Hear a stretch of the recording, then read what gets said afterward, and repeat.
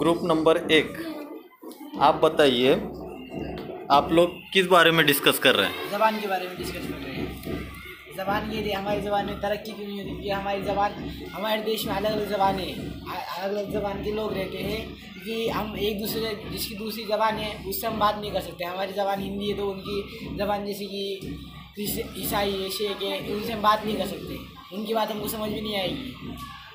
हमको हमारी ज़बान बढ़ाने के लिए हम लोग क्या कर सकते हैं? उसको तरक्की देने के लिए हमें ना वो ज़बान को ना, जैसे कि ज़बान की किताबें रहती है वो किताबें पढ़नी चाहिए हमें, उनसे हमको हमारे ज़हन में इजाफा होगा। अच्छा, ग्रुप नंबर 2, आप लोग किस बारे में बात कर रहे हैं? हमारे मज़हब में इस चीज़ का मसला है कि हिंदू मुस्लिम का झगड़ा हो रहा है और मस्जिद को तोड़ा जा रहा है। इस बात का हम लोग डिस्कस कर रहे हैं। मतलब हमारे देश में मज़हब को लेकर जो मसले हैं उसको हम किस तरह से हल कर सकते हैं, इसके बारे में बात कर रहे हैं। अच्छा, हमारे देश में जो मज़हब, अलग अलग मज़हब के लोग हैं, कौन कौन से मज़हब के लोग रहते हैं? हिंदू, मुस्लिम, ईसाई, क्रिश्चियन, सिया। अच्छा, क्या सब लोगों को मिलजुल कर रहना चाहिए? अच्छा, इससे क्या होगा? सब लोग अगर मिलजुल कर रहेंगे तो इससे क्या होगा?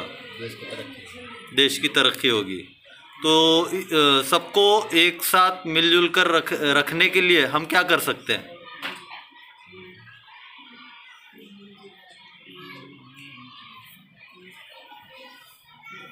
क्या कर सकते हैं हम लोग? भेदभाव नहीं करना चाहिए, भेदभाव नहीं करना चाहिए। भेदभाव नहीं करना चाहिए और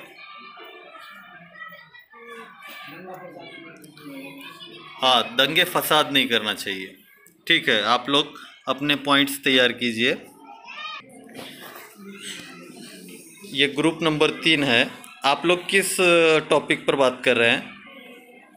मास टॉपिक के बात है, मास टॉपिक। माशी तौर पर हमारे देश को किस तरह से हम बढ़ा सकते हैं, कैसे बढ़ाएंगे? तालीम के ज़रिए बढ़ा सकते हैं और फिर कारोबार के ज़रिए और फिर टेक्नोलॉजी के ज़रिए बढ़ा सकते हैं। कारोबार, कौन कौन से कारोबार हमारे देश के लिए जो है तरक्की में हम लोग उनको बढ़ाना चाहिए? साइंस, टेक्नोलॉजी और क्या कहते हैं, जो शहरियत के काम रहते हैं उनके ज़रिए बढ़ा सकते हैं। ये खेती बाड़ी और फिर बेरोज़गारी ख़त्म करें और फिर सभी को काम मिले। बेरोज़गारी ख़त्म करना, सबको काम मिलना, इस तरह से हम हमारे देश में जो है माशी तौर पर, फाइनेंशियल तौर पर हम लोग उनको बढ़ा सकते हैं। Very good. ग्रुप नंबर 4, आप लोग किस टॉपिक पर डिस्कस कर रहे हो? समाजी मसले। हमारे समाजी मसले क्या क्या हैं? हमारे देश को आगे बढ़ाने का ये हौसला चाहिए हम लोग को। हमारे देश में जो मज़हब है सब अलग अलग, जैसा सियाई, मुस्लिम, हिंदू, क्रिश्चियन, ये सब अलग अलग है। अगर हम चाहें तो सब मिलकर एक साथ आगे बढ़ सकते हैं। लेकिन बाज़ लोग ऐसा करते हैं कि अपने बेटे को बड़े सरकारी स्कूल में, हाई स्कूल में डालते हैं और लड़कियों को सरकारी स्कूल में उर्दू में डाल देते हैं, ऐसे डाल देते हैं। और हमारे देश को आगे बढ़ाने के लिए हम सबको ना इंसाफ नहीं मिलता है। कोई लड़के को ज़्यादा मिलता है तो लड़की को कम, कभी लड़की को ज़्यादा मिलता है तो लड़की को कम। मतलब लड़के और लड़कियों में भेदभाव किया जाता है, इस तरह से समाजी इंसाफ नहीं मिल पाता है। और समाजी नाइंसाफ़ी कहाँ कहाँ हो रही है? अमीर गरीब के बीच में हो रही है। हाँ, ठीक है। और क्या क्या मसले हो सकते हैं? इन तमाम मसलों को आप एक जगह जमा कीजिए और फिर हम लोग इसका जो है नतीजा निकालेंगे। ठीक है, शुक्रिया। माइनॉरिटी लोगों के मसले, ज़बान के मसले आपके सामने पेश करने जा रहे हैं। सभी भाषाओं का इज्जत करना चाहिए। हिंदू, सिख, ईसाई इन्हीं भाषाओं के साथ हमें अपनी राष्ट्रीय हिंदी भाषा की भी इज्जत करनी चाहिए। हमारे मज़हब में हर ज़बान सीखना चाहिए। भारत में मज़हब ज़बान तरक्की करनी चाहिए। जो अच्छा काम करता है उसे इनाम मिलना चाहिए। अकबर रिसाले किताबें अपनी खुद की लाइब्रेरी बनाना चाहिए। शायरों को भी इनाम देना चाहिए क्योंकि वो आगे बढ़ सके। तमाम ज़बानों की इज्जत होनी चाहिए। हमें हर ज़ुबान नहीं आती लेकिन हमें सारी ज़ुबानें सीखनी चाहिए। माइनॉरिटीज़ के ज़बान के मसलों को इन बच्चों ने डिस्कस करके बहुत अच्छे तरीक़े से उन मसलों को कैसे हल किया जाए इसके लिए उन्होंने सॉल्यूशन निकाला है। बहुत खूब। अक़लियतों के मजहबी मसले और उनका हल, इस उन्वान पर यह ग्रुप आप लोगों के सामने डिस्कशन करेगा। हमारे मज़हब में रीति रिवाज, मौलाना, पंडित, गोद फादर, इन सभी को अपने अपने कौम को लेकर एक साथ मिलजुल कर रहना चाहिए। हमारे भारत में हिंदू, मुस्लिम, सिख, ईसाई रहते हैं, इनको मिलजुल कर रहना चाहिए। दूसरे मज़हब की बुराई नहीं करना चाहिए। अपने मज़हब के साथ साथ दूसरे मज़हब की भी अच्छाई करनी चाहिए।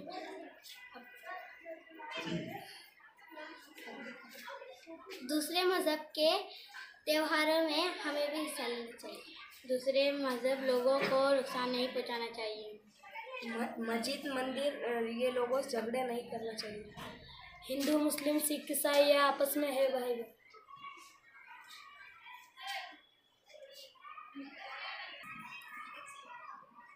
अक़लियतों की, माइनॉरिटीज़ की तरक्की के लिए हम क्या कर सकते हैं, उनके मसले क्या हैं और उसको किस तरह से हल करते हैं, ये ग्रुप आप लोगों के सामने रोशनी डालने जा रहा है।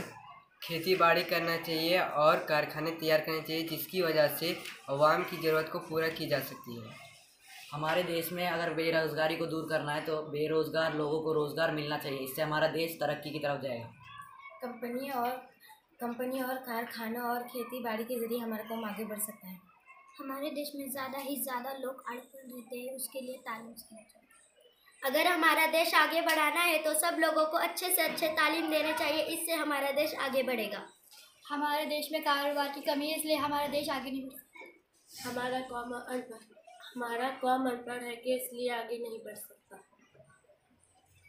लोगों को हुनर सीखना चाहिए ताकि वो रुपये कमा सके।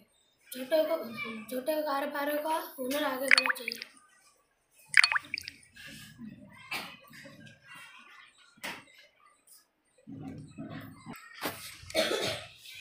अल्पसंख्यक समाज के समाजी मसले और उनका हल ये ग्रुप आप लोगों के सामने पेश करने जा रहा है।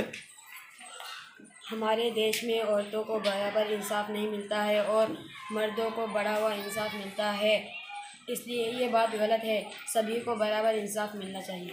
हम सबको मिलजुल कर रहना चाहिए तब हमारा देश आगे बढ़ेगा। हमारे देश के गरीब लोगों को नाइंसाफ़ी मिल रही है और अमीर लोगों को इंसाफ़ी मिल रही है, इसीलिए हमारे देश को मिलजुल के रहना चाहिए। अंधविश्वास का इस्तेमाल, साइंस का इस्तेमाल करना चाहिए। अंधश्रद्धा को ख़त्म करके साइंस का इस्तेमाल करना चाहिए। हम हमेशा अपने बारे में सोचते हैं, दूसरों के बारे में नहीं, इसलिए हमारे देश की तरक्की नहीं होती है। हमारा मुल्क अंधश्रद्धा में है, इसलिए हमारे समाज में तरक्की नहीं हो रही है। हमारे भारत में एक दूसरे के समाज के साथ भेदभाव किया जाता है, इसलिए हमारा भारत कभी आगे नहीं बढ़ सकता। हमारे भारत को अगर आगे बढ़ाना है तो समाजी भेदभाव को ख़त्म करना है और आपस में मिलजुल कर पूरे समाज की तरक्की करना चाहिए। इस तरह से ज़बान के मसले, मज़हब के मसले, फाइनेंशियल और माशी मसले और समाजी मसले, इन तमाम बातों पर हमारे स्कूल के इन बच्चों ने बहुत अच्छे से पॉइंट्स जमा किए और आपस में डिस्कस करके आप लोगों के सामने ये प्रेजेंटेशन पेश किया है। बहुत बेहतरीन, शुक्रिया।